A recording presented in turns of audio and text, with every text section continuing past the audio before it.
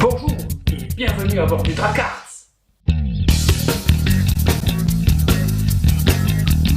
Alors aujourd'hui on se retrouve pour du test de matériel, en l'occurrence du test de trépied, non pas du bon gros Benro avec de la tête Manfrotto, non, des trépieds un petit peu plus légers, des trépieds monopode Newer, que ce soit en version alu ou en version carbone, malgré leur poids plume, des trépieds hyper costauds, vous allez le voir. Alors, pour une visite complète des fonctionnalités des trépieds et la différence entre les deux modèles, on décolle tout de suite.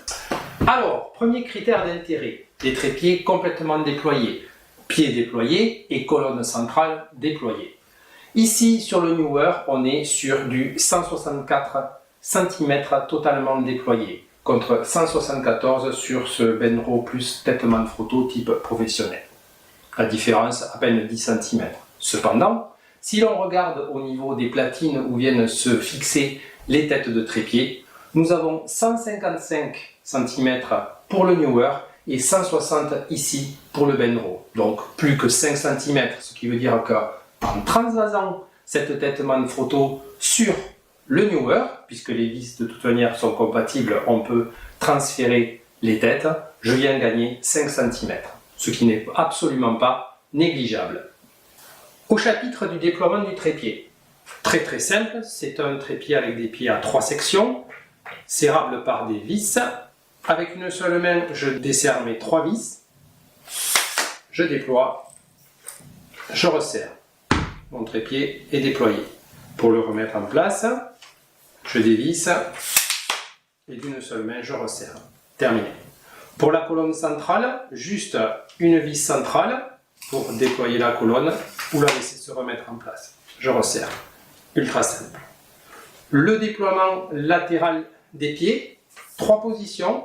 Une position quasi horizontale, une position intermédiaire et la position standard au moment du déploiement du trépied.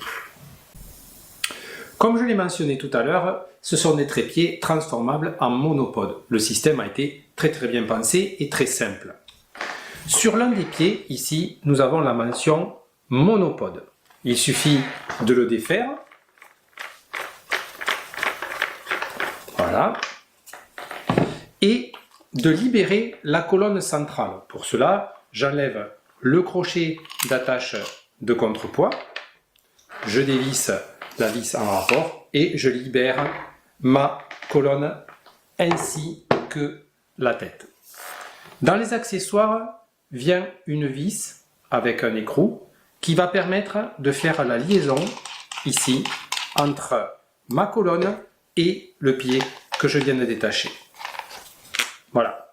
À présent, le monopode est monté. Il me suffit de libérer les pieds. Et vous voyez que ce monopode me dépasse largement en termes de hauteur.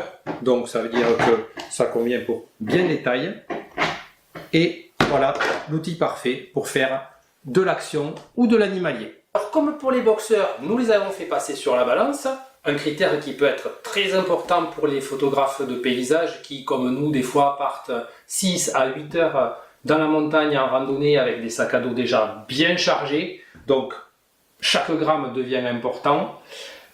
Quels sont les résultats? Pour la version alu, nous avons trouvé un poids de 1,7 kg, alors que pour la version carbone, on est sur 1,5 kg. 200 grammes d'écart. Voilà la première différence que l'on peut noter entre les deux modèles. Alors bien évidemment, le test que tout le monde attend, le test de charge. Pour ça, nous avons essayé d'être le plus optimal possible avec 2 configurations différentes. Une configuration lourde ici à 2,9 kg avec le D3S et un objectif 300 mm, mais avec une prise sur l'objectif, donc avec un centre de gravité beaucoup mieux balancé. Pour la deuxième configuration, on est sur une configuration à 1,7 kg avec un D800 couplé sur un 1635. Ceci dit, la prise est faite sous le boîtier, donc avec un gros déport quant au maintien du trépied. Qu'est-ce qu'il en est? Le D3S est 300 mm sur le trépied, je serre.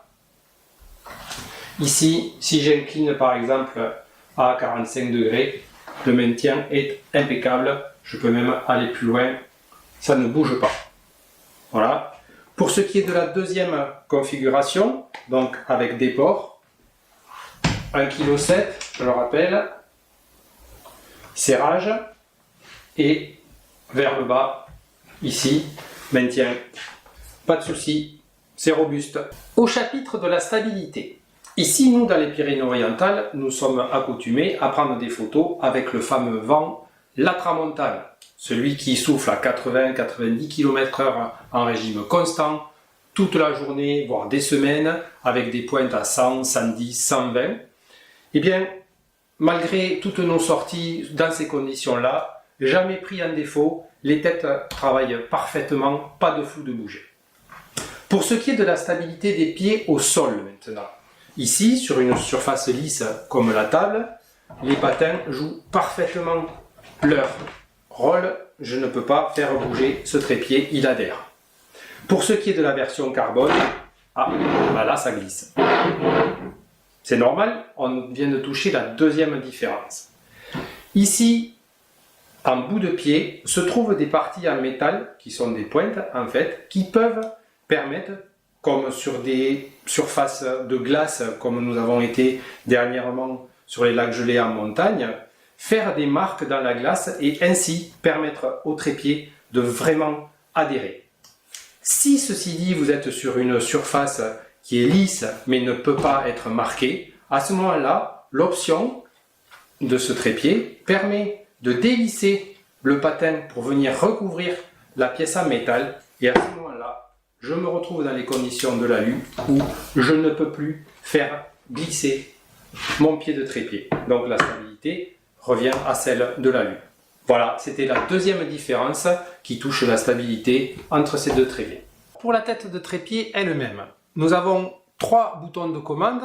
Ici, le premier pour la libération ou le blocage de la platine qui vient se fixer sur le boîtier, avec, on le remarque, 4 petits patins en plastique qui permettent d'opérer la protection du boîtier sur laquelle elle vient se fixer. Ensuite, le bouton principal ici de déblocage ou blocage de la rotule. Une fois débloqué, tous les axes sont possibles sur le plan horizontal. Ici, on remarque une encoche qui permet de mettre la platine en plan vertical et ensuite de rechercher l'axe que l'on cherche. Dernier bouton, ici, le bouton qui permet de bloquer ou débloquer la tête sur son axe vertical. Même débloqué, il n'y a pas de rotation libre de la tête, elle est quand même contrôlée, ce qui permet d'éviter des bougées si jamais on avait oublié de resserrer la vis. Ensuite, on trouve un compas ici gradué de 0 à 360 degrés, évidemment très utile pour les panoramiques. Et au chapitre toujours du panoramique, ici la platine équipée d'une bulle pour pouvoir la mettre parfaitement sur le plan horizontal en rétractant ou allongeant les pieds. Tous les outils pour réussir parfaitement ces panoramiques. Au chapitre de l'emballage et des accessoires, nous recevons le trépied avec sa notice d'utilisation en anglais ou en japonais pour ceux que ça intéresse. Ensuite, une clé 6 pans creux pour effectuer le resserrage ou le démontage des pieds sur leur corps. Enfin, une housse de transport du trépied que l'on peut mettre aisément sur l'épaule. Le trépied y est stocké à l'intérieur mais retourné, ce qui veut dire qu'il a ses pieds tête en haut. Voilà. Et la colonne complètement sortie. Voilà, le trépied est remis en état d'usage illico. Pour terminer, l'accessoire le plus judicieux qui est, car bien des trépieds professionnels n'en sont pas équipés, une colonne courte. Ici, la colonne longue qui vient avec le trépied lorsqu'on l'achète, Et en accessoire, cette colonne courte qui permet, ici, une fois qu'elle est montée, d'avoir les positions les plus proches du sol possible. Voilà, lorsque les pieds sont mis quasiment à l'horizontale. Ici, on a une hauteur par rapport au sol qui est vraiment infime, donc on peut avoir des compositions vraiment très proches du sol. Évidemment, si on veut aller encore plus proche du sol, ces colonnes centrales ici sont réversibles et on peut mettre ainsi la tête de trépied vers le bas, accrocher l'appareil photo tête en bas et pouvoir le rapprocher vraiment au plus près possible du niveau des pieds si votre composition le requiert. Il n'y a pas de test si on ne parle pas de prix. Alors qu'est-ce qu'il en est aujourd'hui au 12 février 2019? Sur Amazon, la version Alu est à 52,99 € livrable en Prime pour ceux qui ont l'abonnement. La version Carbone est à 105,49 € en Prime également. À vous de faire votre choix, étant donné votre budget ou les options que l'on trouve sur l'un et pas sur l'autre. Cette vidéo est à présent terminée. Nous espérons qu'elle aura apporté les réponses à ce que vous cherchiez.